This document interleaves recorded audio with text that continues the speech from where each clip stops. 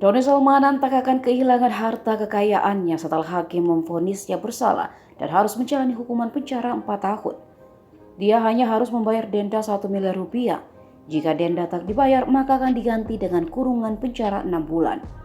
Itulah keputusan hakim dalam sidang vonis terhadap terdakwa kasus binary option Kotex di Pengadilan Negeri Balai Bandung, Kamis 15 Desember.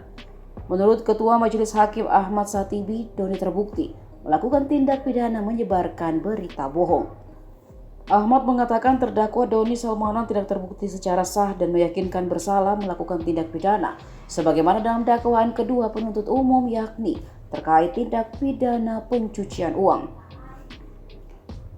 Hakim pun beranggapan bahwa aset yang dimiliki oleh Doni Salmanan sebagai afiliator aplikasi investasi Kotex bukan merupakan hasil tindak pidana, sebab regulasi trading atau binary option masih belum jelas. Maka hakim pun memutuskan barang bukti aset-aset Doni Salmanan yang sebelumnya sempat disita, ada yang dikembalikan ke Doni Salmanan dan ada juga yang disita oleh negara.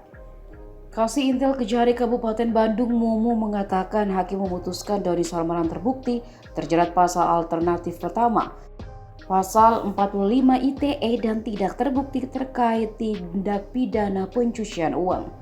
Sedangkan terkait barang bukti, kata Mumu dalam tuntutannya poin 1-32 tetap dalam berkas perkara. Sedangkan dalam vonis hakim barang bukti 33-131 dikembalikan kepada terdakwa. Menurutnya itu terdapat aset-aset.